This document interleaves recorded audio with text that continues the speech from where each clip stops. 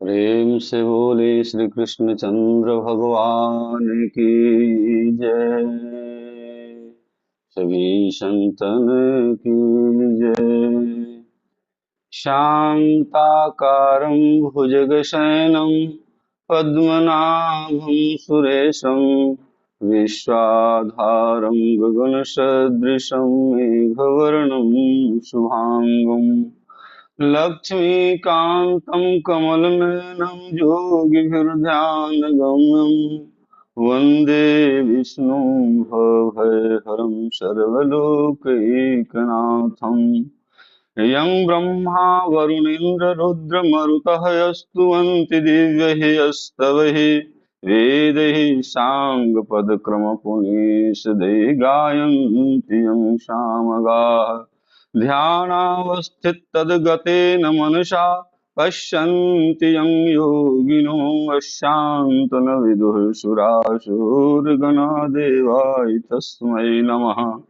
वसुदेवसुतं देवं कंसचाणूरमर्दनं देवकी परमानन्दं कृष्णं वन्दे जगद्गुरुं।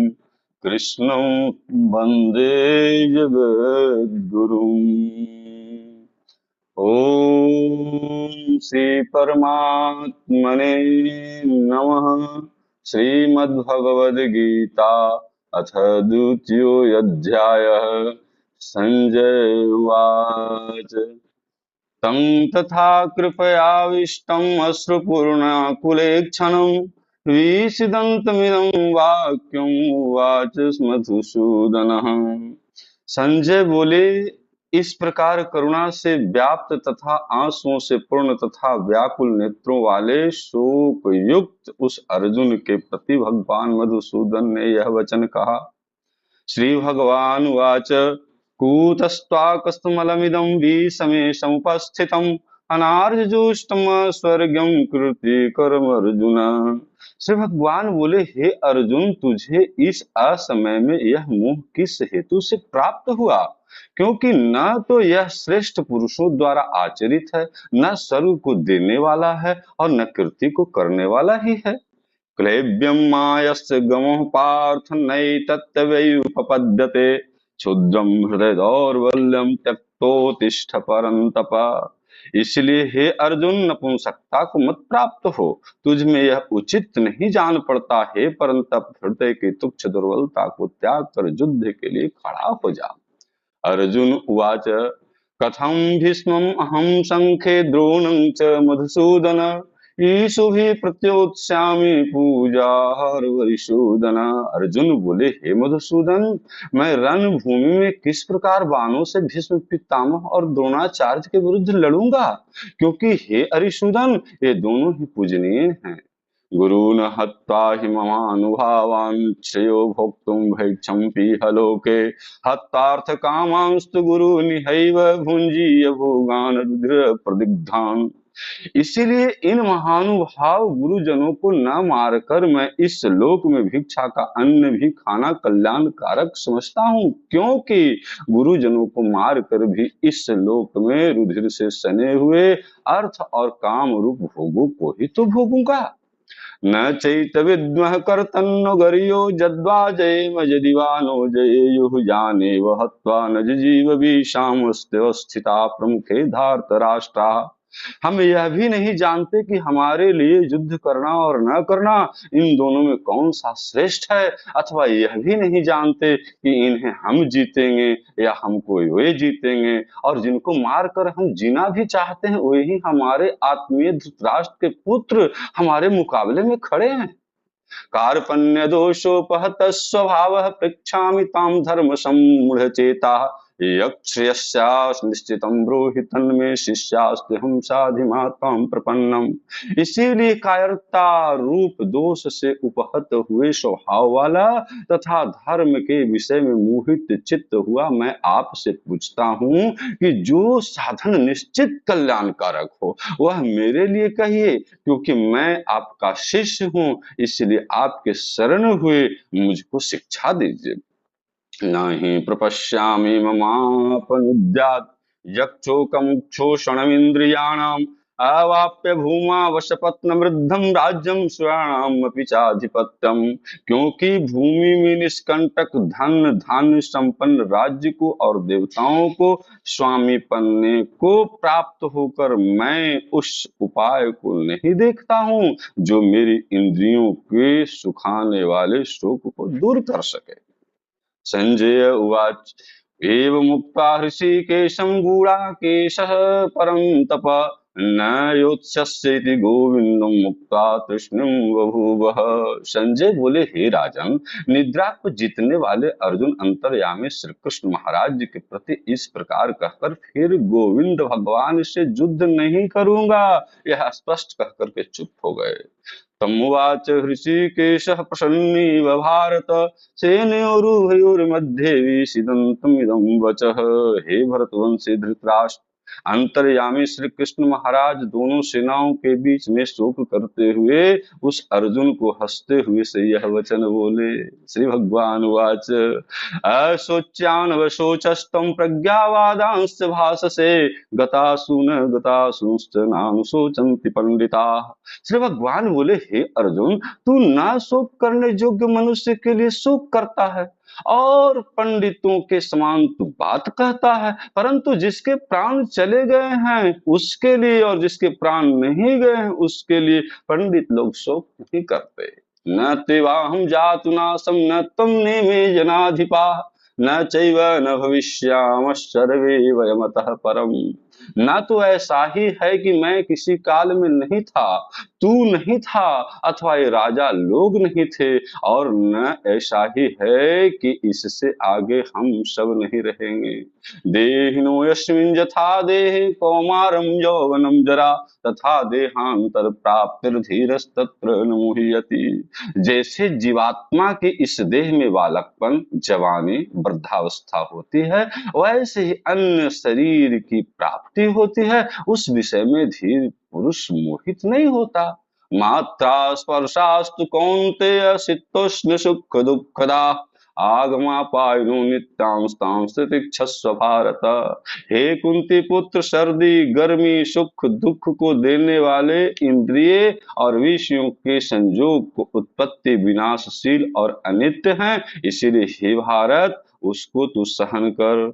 यं हि न व्यथन्त्यन्ते पुरुषं पुरुषर्षभ सम दुःख सुखम धीरम सुमृतत्वाय कल्पते। क्योंकि हे पुरुष श्रेष्ठ, दुख सुख को समान समझने वाले जिस धीर पुरुष को ये इंद्रिय और विषयों के संयोग व्याकुल नहीं करते वह मोक्ष के योग्य होता है।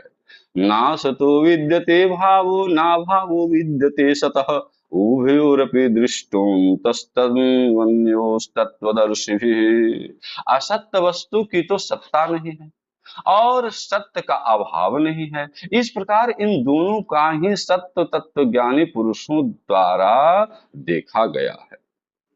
अविनाशी तु तद्विद्धि येन सर्वमिदं ततं विनाशमव्यस्यास्य न कश्चित् कर्तुमर्हति। नाश रहित तो उसको जान जिससे यह संपूर्ण जगत दृश्य वर्ग व्याप्त है। इस अविनाशी का विनाश करने में कोई भी समर्थ नहीं है। अंतवंत इमे देहा नित्यस्युक्ता शरीरिणः अनाशिनो प्रमेयस्य तस्माद्युध्यस्व भारत। इस नाश रहित अप्रमेय नित्य स्वरूप जीवात्मा के ये सब शरीर नाशवान कहे गए हैं, इसीलिए ये व्रतवंशी अर्जुन तू युद्ध कर। नयेनं वेति हंतारं यश्चैनं मन्यते हतम् उभौ तौ न विजानीतो नायं हन्ति न हन्यते। जो इस आत्मा को मारने वाला समझता है तथा जो इसको मरा मानता है वे दोनों ही नहीं जानते, क्योंकि यह आत्मा वास्तव में न तो किसी को मारता है और न किसी के द्वारा मारा जाता है। न जायते म्रियते वा कदाचिन्नायं भूत्वा भवितो वा न भूयः अजो नित्यः शाश्वतोऽयं पुराणो न हन्यते हन्यमाने शरीरे। यह आत्मा किसी काल में भी न तो जन्मता है और न मरता ही है, तथा न यह उत्पन्न होकर के फिर होने वाला ही है, क्योंकि यह अजन्मा नित्य सनातन पुरातन शरीर के मारे जाने पर भी यह नहीं मारा जाता। वेदा विनाशिनं नित्यं येनमजमव्ययम् कथं स पुरुषः पार्थ कंघात्यन्ति हन्तिकम्। हे प्रथापुत्र अर्जुन, जो पुरुष इस आत्मा को नाश रहित नित्य अजन्मा और अव्यय जानता है, वह पुरुष कैसे किसको मरवाता है और कैसे किसको मारता है। वासांस जीर्णानि यथा विहाय नवानि गृह्णाति नरोपराणि तथा शरीरानि विहाय जीर्णान्यानि नवानि देहि। जैसे मनुष्य पुराने वस्त्रों को त्याग कर दूसरे नए वस्त्रों को ग्रहण करता है, वैसे ही जीवात्मा पुराने शरीर को त्याग कर दूसरे नए शरीर को प्राप्त होता है। नैनं छिन्नन्ति शस्त्राणि नैनं दहति पावकः न चैनं क्लेद्यन्त्यापो न शोष्यति मारुतः। इस आत्मा को शस्त्र नहीं काट सकते, इसको आग नहीं जला सकती, इसको जल नहीं गला सकता और वायु नहीं सुखा सकता। अच्छिद्योऽयं दाह्योऽयम् अक्लिद्य शोष्येव च नित्य सर्वगतः स्थाणुरचलोऽयं सनातनः। क्योंकि यह आत्मा अच्छेद्य है, यह आत्मा अदाह्य है, अक्लिद्य और निस्संदेह अशोष्य है, तथा यह आत्मा नित्य सर्वव्यापी अचल स्थिर रहने वाला और सनातन है। अव्यक्तोऽयं चिन्त्योऽयम् अविकार्योऽयम् उच्यते तस्मादेवं विदित्वैनं नानुशोचितुमर्हसि। यह आत्मा अव्यक्त है, यह आत्मा अचिंत्य है और यह आत्मा विकार रहित कहा जाता है। इससे हे अर्जुन, इस आत्मा को उपयुक्त प्रकार से जानकर तू शोक करने को योग्य नहीं, अर्थात तुझे शोक करना उचित नहीं है। अथ चैनं नित्यजातं नित्यं वा मन्यसे मृतं तथापि त्वं महाबाहो नैवं शोचितुमर्हसि।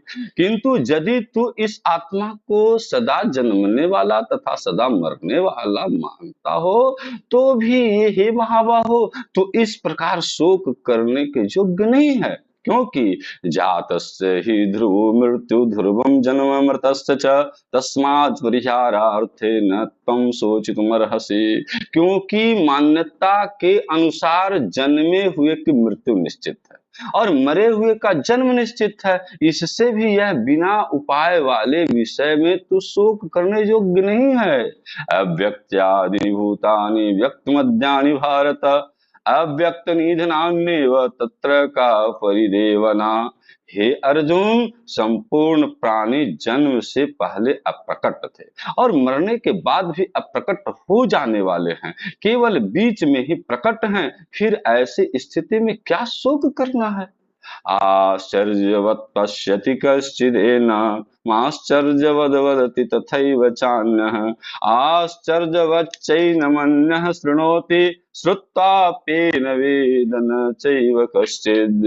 कोई एक महापुरुष ही इस आत्मा को आश्चर्य की भांति देखता है और वैसे ही दूसरा कोई महापुरुष ही इसके तत्व का आश्चर्य की भांति वर्णन करता है, तथा दूसरा कोई अधिकारी पुरुष ही इसे आश्चर्य की भांति सुनता है और कोई कोई तो सुनकर भी इसको नहीं जानता। देहि नित्यम अवध्योयम देहे सर्वस्य भारत तस्मात् सर्वाणि भूतानि न त्वं शोचितुमर्हसि। हे अर्जुन, यह आत्मा सबके शरीर में सदा ही अवध्य है, इस कारण संपूर्ण प्राणियों के लिए तू शोक करने के योग्य नहीं है। स्वधर्ममपि चावेक्ष्य न विकम्पितुमर्हसि धर्माद्धियुद्धाच्युन्यत् क्षत्रियस्य न विद्यते। तथा अपने धर्म को देख कर भी तू भय करने योग्य नहीं है, अर्थात तुझे भय नहीं करना चाहिए, क्यों क्षत्रिय के लिए धर्म युक्त युद्ध से बढ़कर दूसरा कोई कल्याणकारी कर्तव्य नहीं है। यदक्षया चोपन्नं स्वर्गद्वारमपावृतं सुखिनश्क्षत्रियाः पार्थ लभन्ते युद्धमीदृशम्।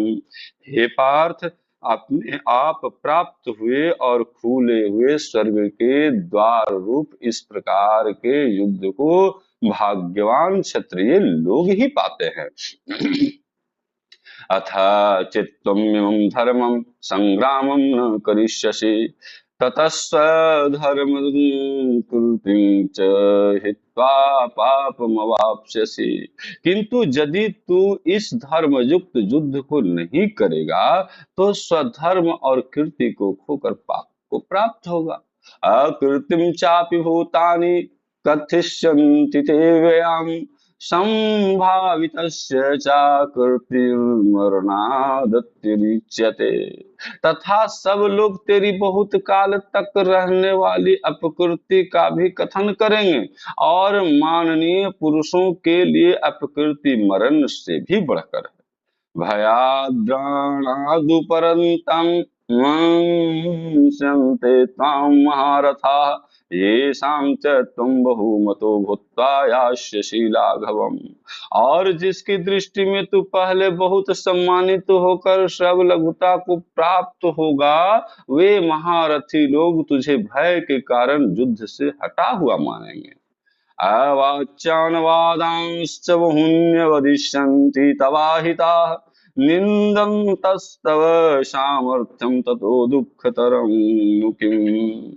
तेरे वैरी लोग तेरे सामर्थ्य की निंदा करते हुए तुझे बहुत से न कहने योग्य वचन भी कहेंगे, इससे अधिक दुख और क्या होगा।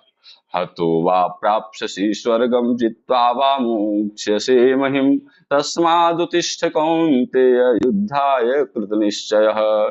या तो तू युद्ध में मारा जाकर स्वर्ग को प्राप्त होगा अथवा संग्राम में जीतकर पृथ्वी का राज्य भोगेगा। इस कारण हे अर्जुन, तू युद्ध के लिए निश्चय करके खड़ा हो जा।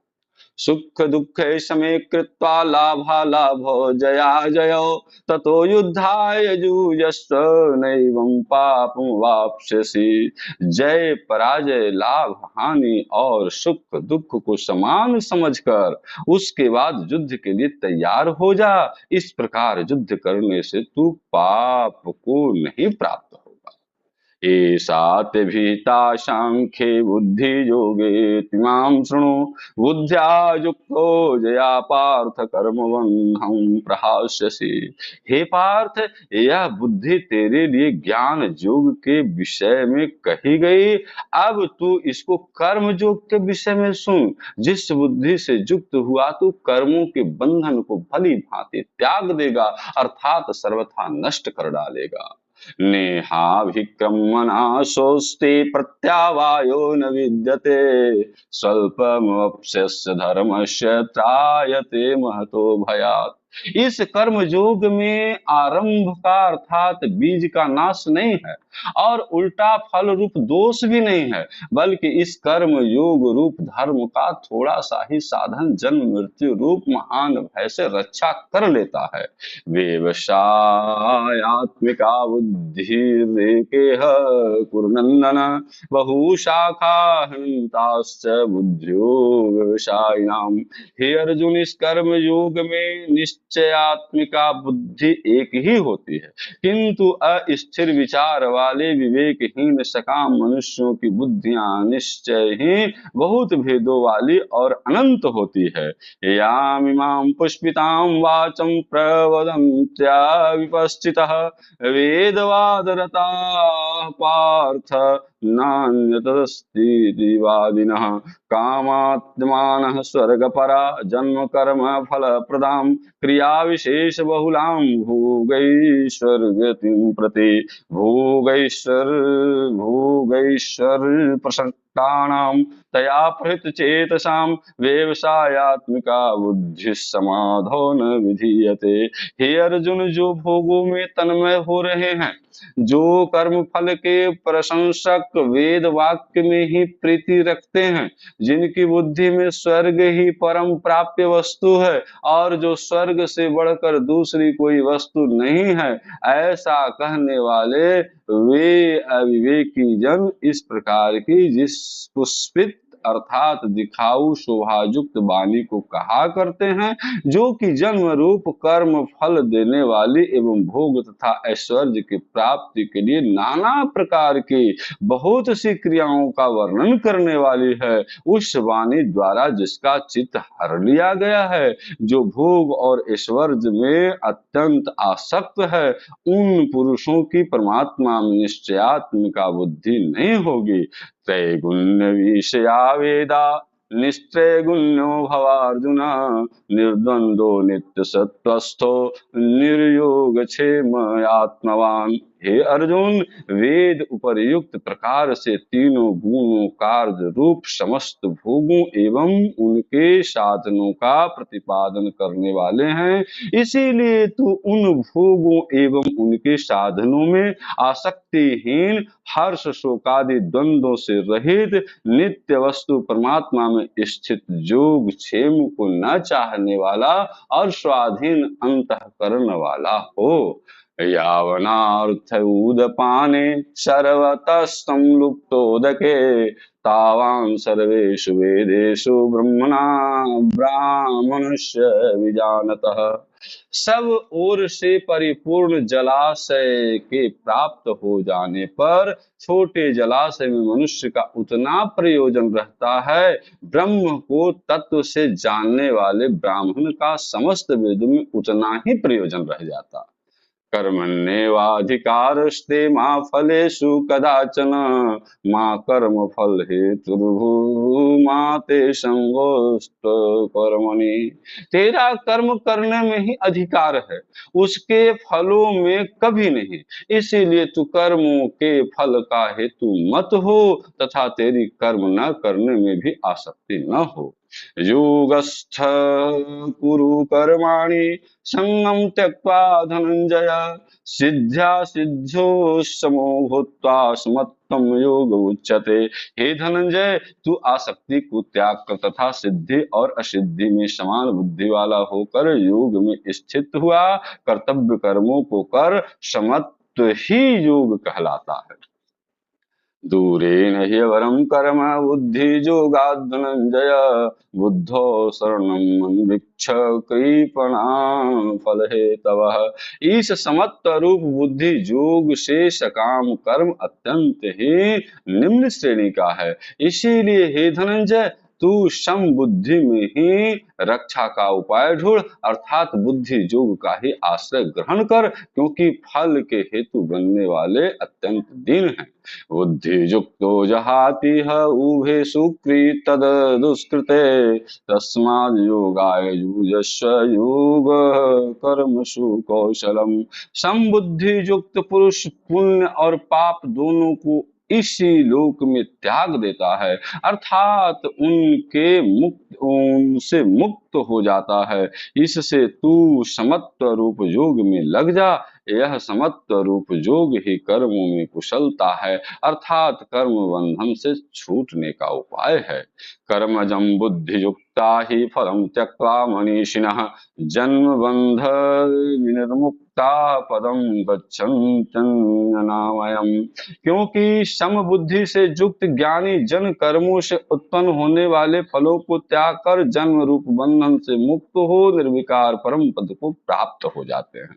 यदा ते मोह कालीलं बुद्धिर्व्यतितरिष्यति तदा गन्तासि निर्वेदं श्रोतव्यस्य श्रुतस्य च।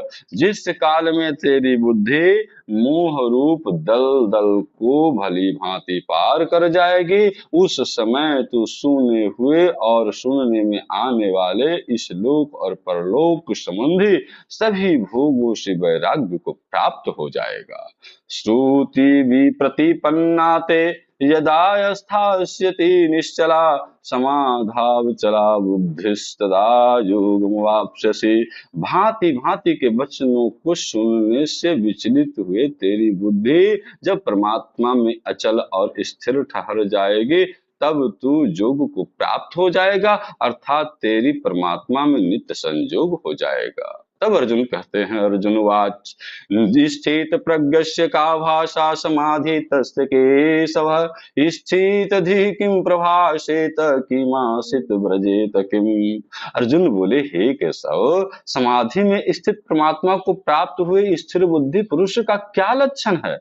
वह स्थिर बुद्धि पुरुष कैसे बोलता है, कैसे बैठता है और कैसे चलता है? तब भगवान कहते हैं, श्री भगवान वाच प्रजाहाति जदा कामं सर्वान् पार्थ मनोगतान् आत्मन्येवात्मना तुष्टः स्थित प्रज्ञस्य तदोच्यते।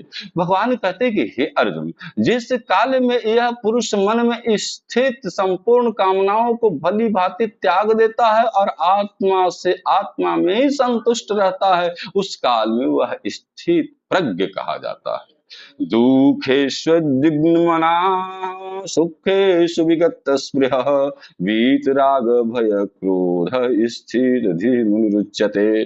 दुखों की प्राप्ति होने पर जिसके मन में उद्वेग नहीं होता, सुखों की प्राप्ति होने पर जो सर्वथा निष्क्रिय है, तथा जिसके राग भय और क्रोध नष्ट हो गए हैं, ऐसा मुनि स्थिर बुद्धि कहा जाता है। जह सर्वत्र नाभिस्नेह तत्तत् प्राप्य शुभाशुभम नाभिनंदन्ति न दृष्टि तस्य प्रज्ञा प्रतिष्ठिता। जो पुरुष सर्वत्र स्नेह रहित हुआ उस शुभ या अशुभ वस्तु को प्राप्त होकर न प्रसन्न होता है न द्वेष करता है, उसकी बुद्धि स्थिर है। यदा संहरते चायं कुरुंगानीव सर्वशः इंद्रियाणि इंद्रियार्थेभ्यस्तस्य प्रज्ञा प्रतिष्ठिता। और कछुआ सब ओर से अपने अंगों को जैसे समेट लेता है, वैसे ही जब यह पुरुष इंद्रियों के विषयों को इंद्रियों को सब प्रकार से हटा लेता है, तब उसकी बुद्धि स्थिर मानी जाती है।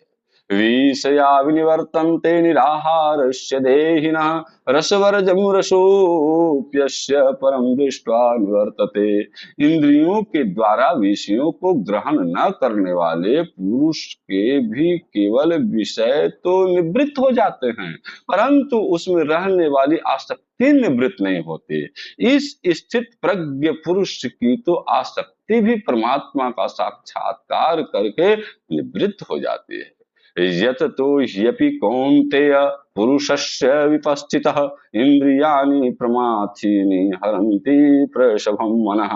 हे अर्जुन, आसक्ति का नाश न होने के कारण हे प्रमथन स्वरूप भाव वाली इंद्रियां यत्न करते हुए बुद्धिमान पुरुष के मन को भी बलात् हर लेती है।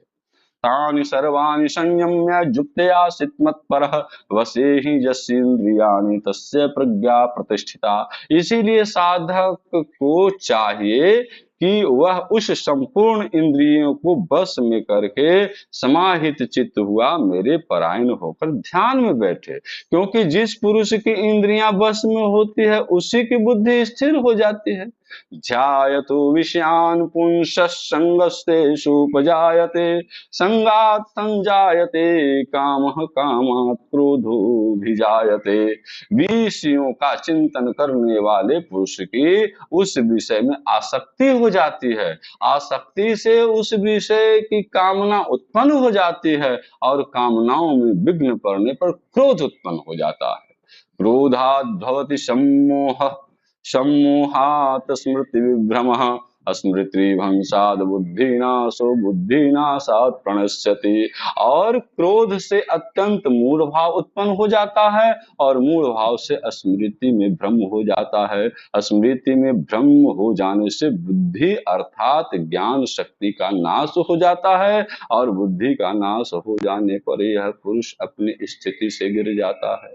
राग द्वेष वियुक्तस्तु विषयानिन्द्रियश्चरन् आत्मवश्ये विधेयात्मा प्रसादम प्रसादम अधिगच्छति। परंतु अपने अधीन किए हुए अंतःकरण वाला साधक अपने वश में की हुई राग द्वेष से रहित इंद्रियों द्वारा विषयों में विचरण करता हुआ अंतःकरण की प्रसन्नता को प्राप्त होता है।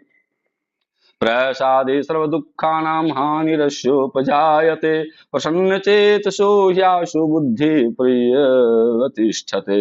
अंतःकरण की प्रसन्नता होने पर इसके संपूर्ण दुखों का अभाव हो जाता है और उस प्रसन्न चित्त वाले कर्म योगी की बुद्धि शीघ्र ही सब ओर से हटाकर एक परमात्मा में ही भली भांति स्थिर होती है। नास्ति बुद्धिर्युक्तस्य नायुक्तस्य भावना न चाभावयतः शांत शांतस्य कुतः सुखम। न जीते हुए मन और इंद्रियों वाले पुरुषों में निश्चयात्मिका बुद्धि नहीं होती और उस अयुक्त मनुष्य के अंतःकरण में भावना भी नहीं होती तथा भावनाहीन मनुष्य को शांति नहीं मिलती और शांति रहित मनुष्य को सुख कैसे मिल सकता है। इंद्रियाणाम हि चरताम जन्मनो विधीयते तदस्य हरति प्रज्ञा वायुर्नावमिवाम्बसि। क्योंकि जैसे जल में चलने वाली नाव को वायु हर लेती है वैसे ही विषयों में विचरती हुई इंद्रियों से मन जिस इंद्रियों के साथ रहता है वह एक ही इंद्रिय इस अयुक्त पुरुष की बुद्धि को हर लेती है। तस्माद्यस्य महाबाहो निगृहीतानि सर्वशः इंद्रियाणि इंद्रियार्थेभ्य तस्य प्रज्ञा प्रतिष्ठिता। इसीलिए हे महाबाहो, जिस पुरुष की इंद्रियां इंद्रियों के विषय में सब प्रकार निग्रह की हुई है उसी की बुद्धि स्थिर है। या निशा सर्वभूतानां तस्यां जागृति संयमी यस्यां जागृति भूतानि सा निशा पश्यतो मुनेः। संपूर्ण प्राणियों के लिए जो रात्रि के समान है उस नित्य ज्ञान स्वरूप परमानंद की प्राप्ति में स्थित प्रज्ञ योगी जागता है और जिस नाशवान सांसारिक सुख की प्राप्ति में वह प्राणी जागते हैं परमात्मा के तत्व को जानने वाले मुनि के लिए वह रात्रि समान है। आपूयमान मन चल प्रतिष्ठम समुद्रमापः प्रविशन्ति जद्दत् जद्दत्त कामायं प्रविशन्ति सर्वे स शांतिमाप्नोति न काम कामी। जैसे नाना नदियों के जल सब ओर से परिपूर्ण अचल प्रतिष्ठा वाले समुद्र में उसको विचलित नहीं करते हुए ही समा जाते हैं वैसे ही सब भोग जिस स्थित प्रज्ञ पुरुष में किसी प्रकार का विकार उत्पन्न किए बिना ऐसे ही समा जाता है वही पुरुष परम शांति को प्राप्त होता है, भोगों को चाहने वाला नहीं। विहाय कामानि सर्वान् पुमान् सरति अस्पृहा निर्ममो निरहंकार स शांतिमधिगच्छति। जो पुरुष संपूर्ण कामनाओं को त्याग कर ममता रहित अहंकार रहित और अस्पृहा रहित हुआ विचरता है वही शांति को प्राप्त होता है अर्थात वही शांति को प्राप्त है। एषा ब्राह्मी स्थिति पार्थ नैनां प्राप्य विमुह्यति स्थित्वा श्यामन्तकालेऽपि ब्राह्म निर्वाण मृक्षति। हे अर्जुन, यह ब्रह्म को प्राप्त हुए पुरुषों की स्थिति है। इसको प्राप्त होकर योगी कभी मोहित नहीं होता और अंत काल में भी इस ब्राह्मी स्थिति में स्थित होकर ब्रह्मानंद को प्राप्त हो जाता है। ओम तत्सदिति श्रीमद्भगवद्गीतासु उपनिषत्सु ब्रह्म विद्यायां योग शास्त्रे श्री कृष्णार्जुन संवादे सांख्य योगो नाम द्वितीयोऽध्यायः। ओम श्री कृष्णार्पणमस्तु श्री कृष्णार्पणमस्तु। योगेशं सच्चिदानंदं वासुदेवं व्रजप्रियं धर्म संस्थापकं वीरं कृष्णं वंदे जगद्गुरुं कृष्णं वंदे जगद्गुरुं। ब्रह्म से बोले श्री कृष्ण चंद्र भगवान की जय। अभी हम लोगों ने इस दूसरे अध्याय का मनन चिंतन वाचन किया, और इस अध्याय के संदर्भ में यदि विचार करें तो ये पता चलता है कि पहले अध्याय में अर्जुन विषाद की ओर चले गए हैं, और उस विषाद के कारण उनके मन में एक भावना जगती है कि हे प्रभु, हे श्री कृष्ण, ये मैं युद्ध नहीं करूंगा, क्योंकि यहाँ सारे गुरुजन लोग मेरे बैठे हुए हैं। इस परिस्थिति में अर्जुन अपने गांडीव को त्याग कर कर करके बिल्कुल निश्चिंत बैठे। लेकिन निश्चिंत बैठने के बाद उनके मन में विभिन्न प्रकार के प्रश्न उठ रहे हैं, और निश्चित रूप से जब आदमी चिंतन में जाता है किसी बिंदु पर तो प्रश्न स्वाभाविक है। अर्जुन के मन में यह प्रश्न उठ रहा है कि सारे मेरे गुरुजन लोग हैं और सारे मेरे श्रेष्ठ लोग हैं, इनको मारूं कैसे? इनको मारने के बाद तो केवल धन धन ही प्राप्त होंगे, तो इनसे मारने के बाद जो हत्या का पाप लगेगा वह पाप रूपी अन्न को ही तो मैं प्राप्त करूंगा, उसी का तो मैं भोग भोगूंगा, यह मेरे लिए अच्छा नहीं। इस प्रकार के उनमें मन में जो विषाद हुआ, प्रश्न पैदा किया, और प्रश्न पैदा करने के बाद भगवान श्री कृष्ण के लिए एक मौका बन गया, और वह मौका कि जब कोई जिज्ञासु बनता है तो वहां पर उत्तर देना सटीक होता है, वह उत्तर फलीभूत होता है, वह उत्तर उसके लिए कामयाब होता है। इस प्रकार भगवान और श्री कृष्ण के बीच में वार्ता हुई, विभिन्न प्रकार के वार्ताओं के बाद अर्जुन अंत में सरेंडर कर जाता है और यह बोल देता है कि तव शिष्यो हम तव दासो हम, हे प्रभु, मैं अब तो आपका दास हूँ, मैं आपका शिष्य हूँ, मेरे लिए जो कल्याणकारक बात हो वह मेरे लिए कहिए। और यही से गीता का ज्ञान शुरू हो जाता है। अर्जुन को भगवान ज्ञान देना शुरू करते हैं कि देखो अर्जुन, तुम जिसको मारने के बाद पाप पुण्य की बात कर रहा है, वहां से अलग हटना चाहता है, ये सब तुम्हारे लिए नहीं है, क्योंकि यह संसार है। जातस्य ही ध्रुवो मृत्यु, ध्रुवम जन्म मृतस्य च, जिसका जन्म हुआ है उसका तो मृत्यु निश्चित रूप से है। तो फिर तुम क्यों इससे डर रहे हो? उसका तो तुम नहीं भी मारोगे तो उसका मृत्यु हो जाएगा। और दूसरी बात विचार करो, नैनम छिन्नन्ति शस्त्राणि नैनम दहति पावकः न चैनम क्लेद्यन्त्याप न शोषयति मारुतः। इसमें जो तुम मारने वाला समझ रहा है ना, वो तुमसे मरने वाला नहीं है। इसके संदर्भ में ये आग भी फेल कर जाता है, पानी भी फेल कर जाता है, वायु भी फेल कर जाता है, यह स्वाभाविक है और मेरे द्वारा स्वचालित है। मैं जिसको चाहूंगा उसी को मारूंगा। एक समय थे कि सभी के सभी मरे थे, बाद में भी कोई भी नहीं रह पाएंगे। ये जो बीच की गति है इसी को तुम देख कर करके उद्विग्न हो रहे हो, ये बीच की गति है अर्जुन। पहले तुम नहीं थे, आगे भी तुम नहीं रहेंगे, केवल अभी दिख रहा है। इसलिए तुम डरो मत, तुम युद्ध करो और युद्ध करने में ही तेरा कल्याण होगा, क्योंकि संसार में आए हो तो बिना कर्म किए एक क्षण रह नहीं सकते हो, और कर्म स्वाभाविक है, नहीं भी करोगे तो वह कर्म होता रहेगा। इस प्रकार भगवान ने अर्जुन को बहुत सी ज्ञान की बात देखी, और सच बात यह है कि अर्जुन के पास ये ताकत थी कि अर्जुन अपने विपक्षी को मार सकते थे, मारने में सक्षम है। केवल उनका मोह उनके गुरुजनों के कारण भटका रहा है। उनको गुरुजन सामने देख रहे हैं, इसलिए वह भटक जाता है कि नहीं प्रभु, मैं ये युद्ध नहीं करूंगा। इस प्रकार अर्जुन को भगवान ने विभिन्न प्रकार की ज्ञान दी, और यही से अर्जुन को ज्ञान हुआ। फिर कर्म की बात बतलाई, और इसी ज्ञान पाने के कारण इस अध्याय का नाम सांख्य योग अर्थात ज्ञान योग पड़ा, और अर्जुन को ज्ञान हुआ। अर्जुन फिर सरेंडर कर जाता है कि प्रभु जो आप कहेंगे वही मैं करूंगा, और फिर अंत में अर्जुन तैयार हो जाता है। इस प्रकार यह अध्याय का सारांश संक्षिप्त देखा जा सकता है।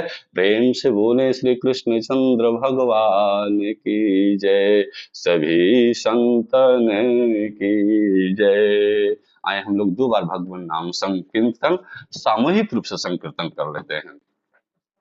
श्रीमन्नारायण नारायण नारायण।